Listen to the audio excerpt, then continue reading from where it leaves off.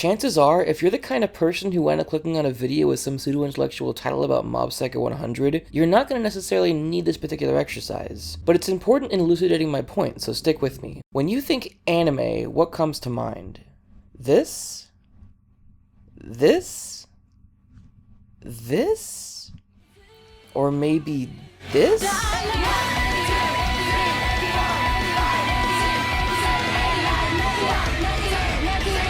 Probably not. Anime is a somewhat loosely defined term, and trying to succinctly categorize it isn't something I'm willing to tackle in this video. Other people have already submitted their interpretations. It is an issue that boils down to semantics anyway. However, I think there is a vaguely general consensus regarding what anime should look like. There's usually an abundance of colorful spiky hair, big old eyes, characters with somewhat exaggerated but grounded human proportions, etc. There are plenty of shows that don't look like this that people would still call anime, but among anime fans and strangers to the medium alike, the word anime tends to spark some subconscious expectations.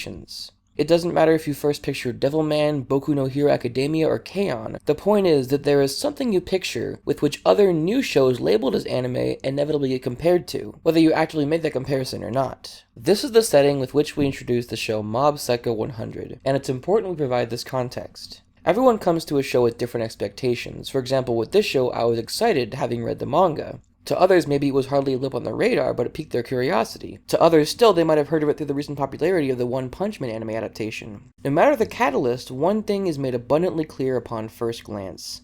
It doesn't have the look.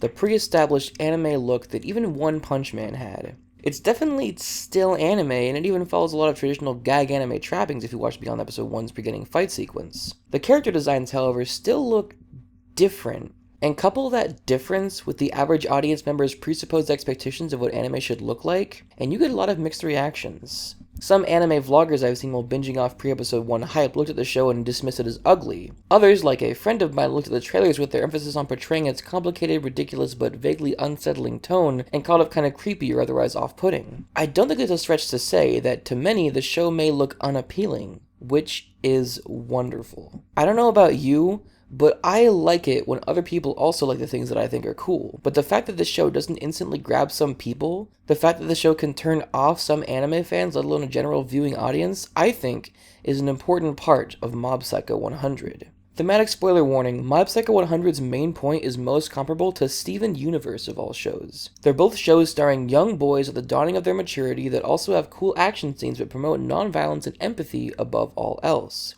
This can be seen in some of the more recent episodes of Steven Universe involving character redemption arcs and also the way Steven deals with the cluster, and it's already also being alluded to in Mob Psycho 100 with one of Reigen's most poignant lessons to Mob we've been given a glimpse of so far, when he tells Mob not to use his psychic powers on humans. But what makes Mob Psycho different from Steven Universe is its presentation. Steven Universe is a show that celebrates people's differences in order to promote cooperation, and thusly its designs reflect that.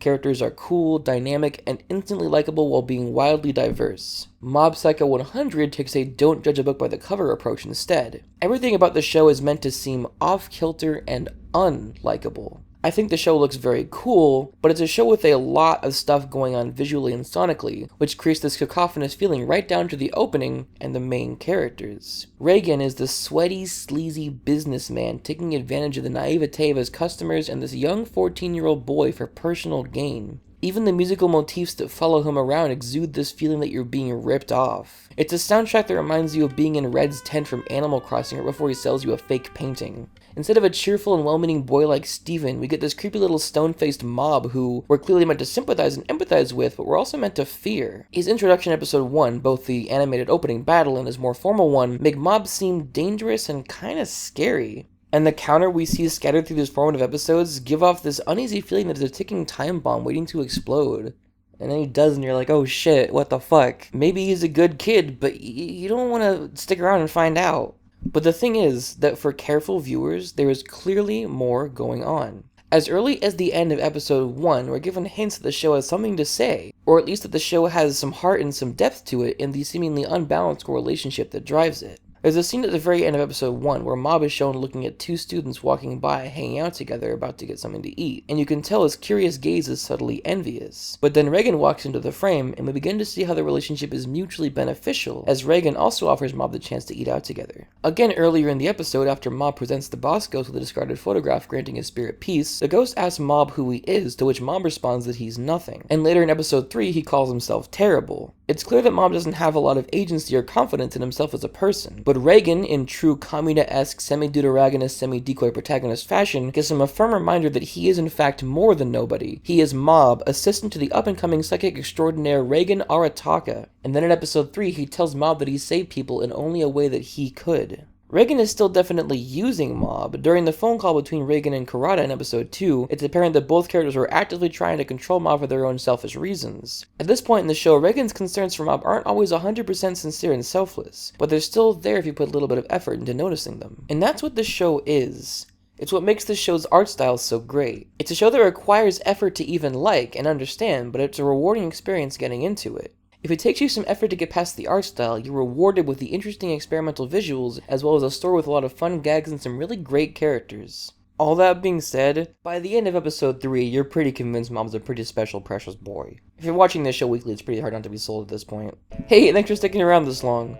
Besides this video, this channel's only current export is silly short stuff, and if I make more content like this, it'll likely be uploaded on a collaborative channel that hasn't been made yet. But stick around either here or on my Twitter if that possibility interests you. If you want to see more of what I do, I work on 2 comedy channels fairly regularly. There's Russell and French Productions if you're interested in abridging and miscellaneous voice acting, and then there's Game Thesis with my friend Quinn, where we satirize popular YouTube gaming culture almost every week. Either way, have a great rest of your day, and I hope you enjoyed this video. Feedback in any way, whether it be through comments, likes, or free money that helps me pay rent, go through college, and indulge in wasting my life making videos for the internet, is welcomed, encouraged, and appreciated.